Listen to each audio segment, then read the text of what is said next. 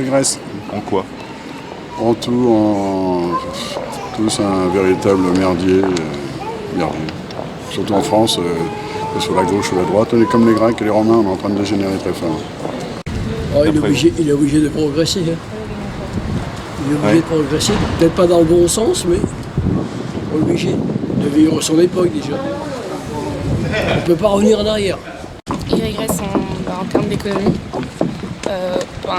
Par exemple, aujourd'hui, la France connaît beaucoup de chômage. Il régresse aussi par rapport aux liens sociaux qu'on a entre les personnes. Enfin, il n'y a plus cette joie de vivre, on va dire. Et c'est tout. Au niveau de la technologie, ça progresse quand même. Après, ouais. Et dans les autres domaines? Au niveau de la société, je sais pas trop. On a perdu quand même certaines valeurs, moi je trouve. Lesquelles d'après vous? Déjà le fait d'être poli et aimable, ça se perd beaucoup. De rendre service aussi, je pense qu'avant les gens le faisaient beaucoup plus que maintenant. J'aurais voulu qu'on n'aille pas si vite.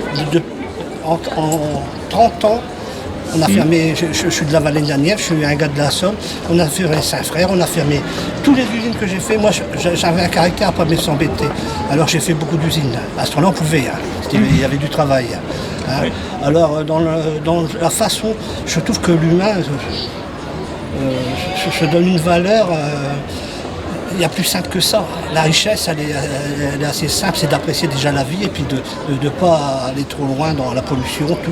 Moi, tout ce qui se passe, je suis dingue, moi. Je vois qu'on a détruit, je passe à la zone, ça pue.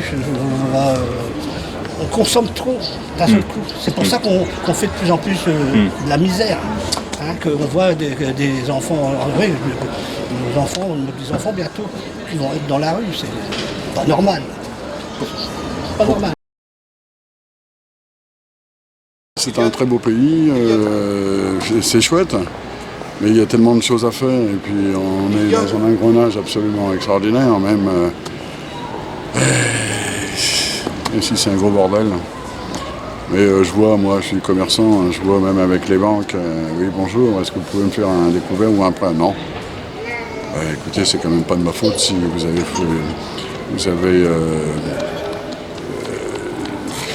fait des prêts extraordinaires et puis vous vous cassez la gueule, c'est quand même à cause de vous, les subprimes américains, les machins, etc. C'est vous qui nous avez mis dans la merde.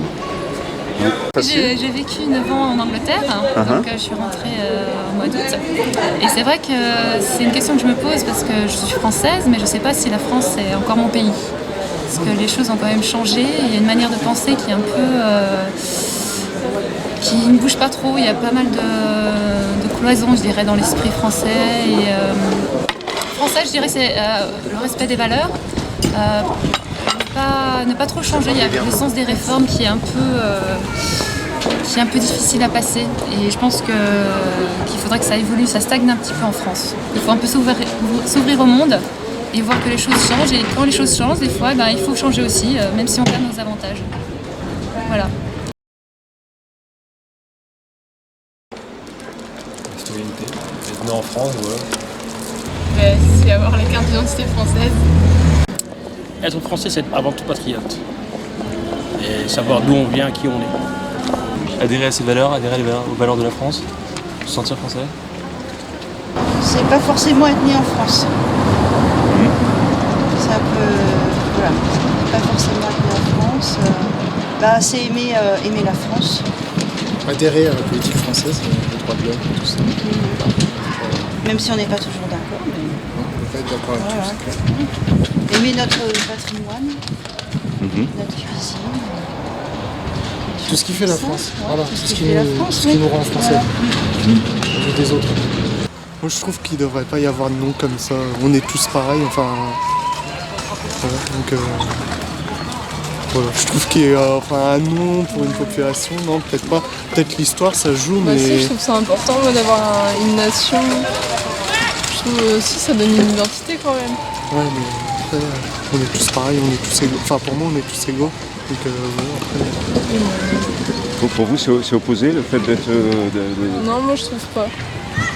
Là, je suis contre eux. Enfin, Non, je trouve c'est important de se sentir attaché à une nation, d'avoir des principes et une culture bien déterminée. L'histoire, ouais. Parce que c'est ça aussi, c'est des cultures différentes et... Ouais.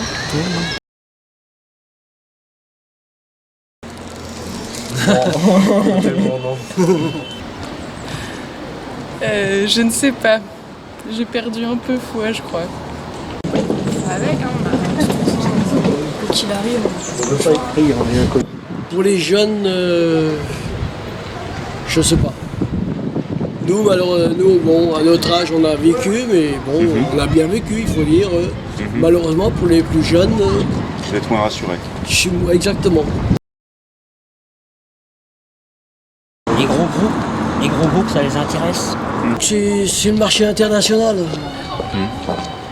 On peut pas, comment dirais-je, on peut pas aller contre de toute façon. On peut pas lutter contre le commerce international. Ça fait partie de la vie courante de tous les jours. Malheureusement. Un peu tout. Je pense que le système financier est en grande partie responsable. Après nos politiques, forcément. Les dirigeants politiques, je pense qu'ils sont en partie responsables de tout ça. Et sinon, chaque personne en elle-même peut avoir une part de responsabilité dans ces problèmes. Pas de responsable, c'est comme ça, puis comme je vous disais, on n'a pas trop le choix, il faut quand même s'en sortir quoi qu'il arrive. La crise, c'est dû à l'argent. Hein. Tout le monde en veut.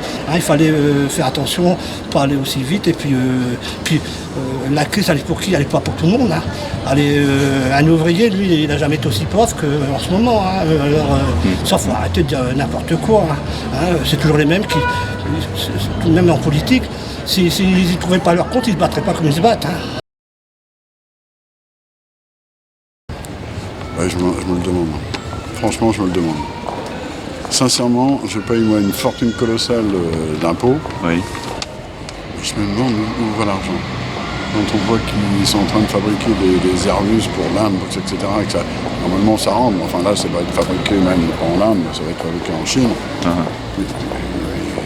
Je sais pas. J'en sais rien. Franchement, je sais pas. Ah ben ça, Dieu seul le sait. Mais de toute façon, on est toujours à découvert, je ne sais pas qu'est-ce qui se passe, je ne sais pas ce qu'on fait de notre argent. Puis nous, par contre, pour un an, on est taxés. L'impôt sur le revenu, elle sert, je pense, à rembourser la dette de la France, par exemple. Récolter de l'argent là où il peut. Essayer de grappiller des sous un peu partout. À tout et n'importe quoi. Là, on n'est pas d'accord. Franchement, je ne sais pas ce qu'il faut faire, mais... ça aide, ça sert à aider les autres, mais ça sert beaucoup pour enflouer certaines caisses. Ouais. Un peu comme avant, à financer tout ce qui est école, tout ce qui est en fonction publique. Pour le quotidien, pour les routes, n'importe quoi, pour subventionner pour les aides, les bourses scolaires, de tout. Non, pas du tout. Pas du tout. On vit le mieux en francs. Voilà. L'euro, non, pas du tout. Non, pas du tout. Non. Pourquoi? J'aimerais bien qu'on revienne aux francs. La vie était beaucoup plus simple. Avec 100 francs, on pouvait vivre, pour aller faire ses courses, aller boire un verre, on pouvait tout faire. Aujourd'hui, avec l'équivalent de 100 francs, 15 euros, vous ne faites rien. L'euro est très cher. Bon, on le sait de toute façon. Et d'accord. Bien sûr, oui. Oui, tout à fait. Ah oui, c'est pas possible. On n'a pas le choix, on ne peut pas revenir en arrière. Hein. On peut pas, non, on ne peut pas revenir en arrière. On ne peut pas revenir en arrière, c'est pas possible. Fatalement, il n'y a plus de choix. Ouais, je pense. On peut pas en sortir. Mais c'est Bruxelles qui gouverne. C'est plus la France. C'est elle qui impose ses directives. Il faut faire ci, il faut faire ça. Ah, attention, là, vous avez dépensé trop et vous ne gagnez pas assez. On a la même chose, nous, en tant que particulier aux commerçants. Ah là là, oh là là, vous dépensez trop. Là. Et nous, on nous tape sur les doigts. Et à part d'enlever un A, sont nuls à chier. Je me sens européen, mais je ne pense pas que la France doit rester dans l'Union européenne. Ouais. Oui. Ouais, je trouve ça très con. Oui, tout à fait. Qu'est-ce que vous en pensez? Je n'en pense rien de bon. Je pense que les hommes et les femmes sont différents physiologiquement, que les différences physiologiques finissent par impacter sur le culturel et l'intellectuel, que c'est pas une question d'inégalité. Je pense que le féminisme c'est un peu trompé de route, qu'on aurait pu faire un féminisme différent, avec une spécificité féminine à mettre en avant, plutôt que, je sais pas, espèce de courir après la virilité.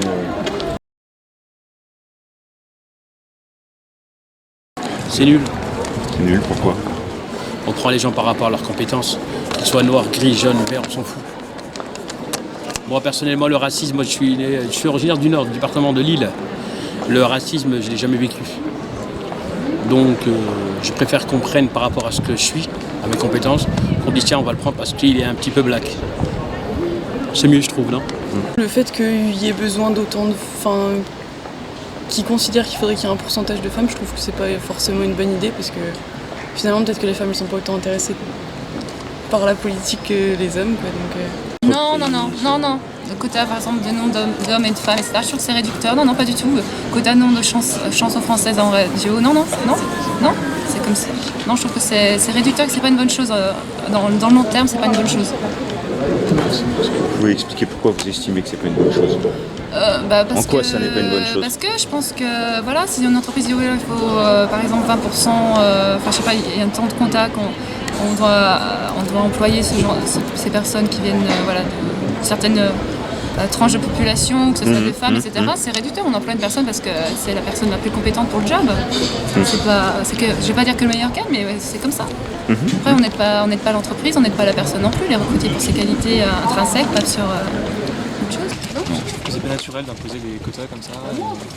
C'est pas parce qu'on est forcément un homme qu'on est plus compétent qu'une femme ou l'inverse.